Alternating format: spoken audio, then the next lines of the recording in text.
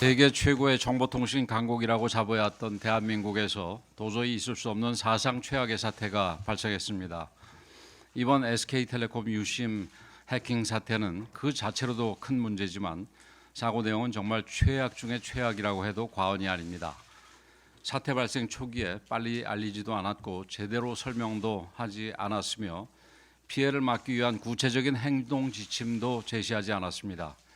특히 어르신을 비롯한 취약계층에 대한 지원 대책은 사실상 전무했습니다. 사고는 SK텔레콤이 냈는데 국민들이 대리점 앞에 줄을 서야 했고 몇 시간씩 줄을 서도 유심을 구하지 못하고 있으며 유심 보호 서비스, 명의 도용 방지 서비스 등 긴급한 자구책을 쓰려고 해도 네트워크 먹통으로 하루 종일 기다려야 하는 사태까지 발생하고 있습니다. SK텔레콤은 유심 해킹 상황을 인지하고도 24시간 내 신고 의무를 어겼고 한국인터넷진흥원의 피해 지원 서비스도 거부했습니다. 어제 과방위에서는 가입자의 신원을 식별하는 핵심이라고 할 수 있는 유심 정보를 암호화하지 않았다는 사실도 밝혀졌습니다. 보안의 기본조차 무시했던 것입니다. AI 등 신규 사업과 플랫폼 확장에는 공격적으로 투자하면서도 정보보호 투자는 오히려 줄였다는 사실도 드러났습니다. SK텔레콤은 2,400만 명의 가입자를 가진 이동통신 1위 사업자이고 군을 비롯한 정부기관에서도 서비스를 제공하고 있는데 보안 수준과 사고 대응을 보면 일말의 책임감도 없어 보입니다.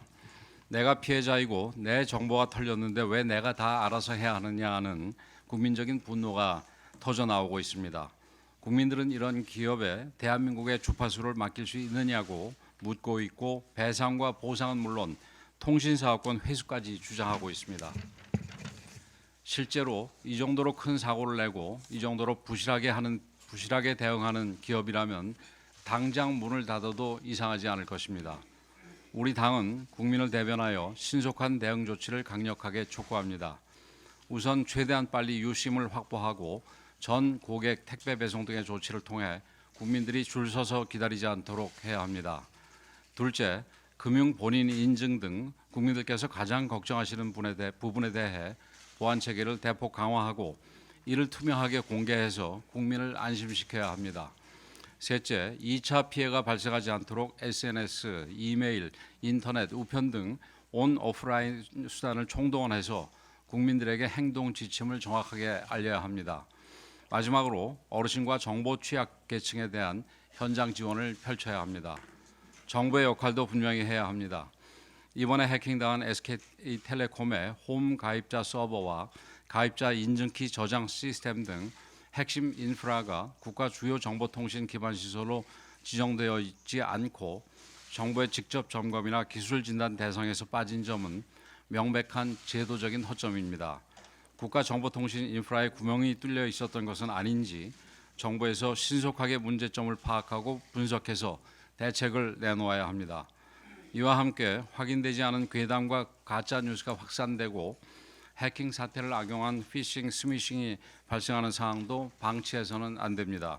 정부가 직접 나서서 국민이 믿고 의지할 수 있는 공식 정보를 실시간으로 제공해 주시기 바랍니다.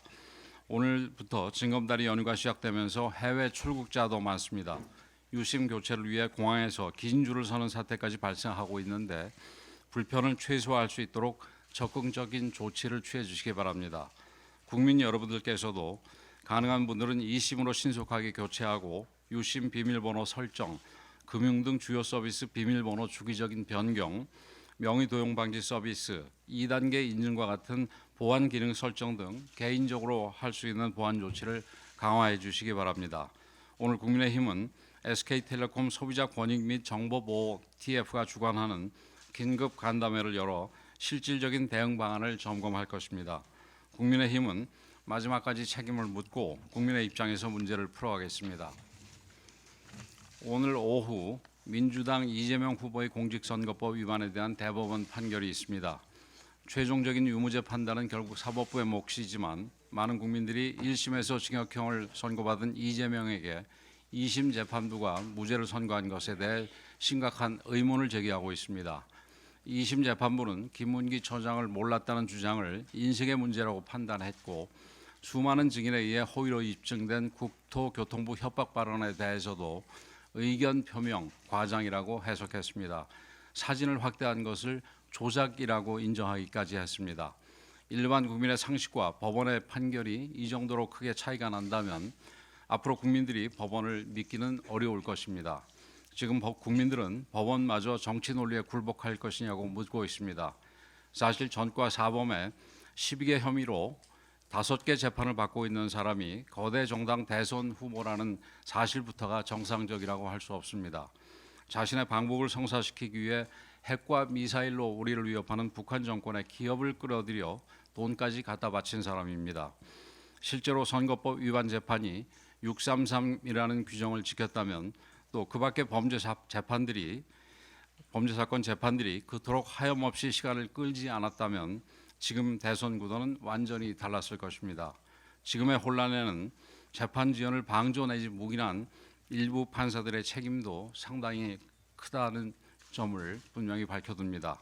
그런데도 이재명 후보는 자신의 범죄까지 검찰 탓으로 돌리고 있습니다. 민주당은 검사를 탄핵하고 판사를 겁박하면서 이를 도왔고 대법원에 대해서도 대선 개입 운운하면서 압박을 가하고 있습니다. 급기야 민주당 친명계 핵심 김민석 의원의 친형이 대표로 있는 시민단체는 선고 기일을 빨리 정했다는 이유로 조희대 대법원장을 공수처에 고발하기까지 했습니다. 적반하장도 이런 적반하장이 없습니다. 오늘 어떤 판결이 나오든 이재명 후보가 정치 무자격자라는 사실은 변함이 없습니다. 현명하신 우리 국민들께서 올바른 판단을 내려주실 것이라 믿습니다. 정치는 국민의 신뢰 위에서만 바로 설 수 있습니다. 사법부 역시 국민의 신뢰 없이는 존재할 수 없습니다. 국민의 상식과 눈높이에 맞는 판결을 기대합니다. 오늘 판결이 무너진 상식을 다시 세우고 대한민국이 정상화되는 출발점이 되기를 바랍니다.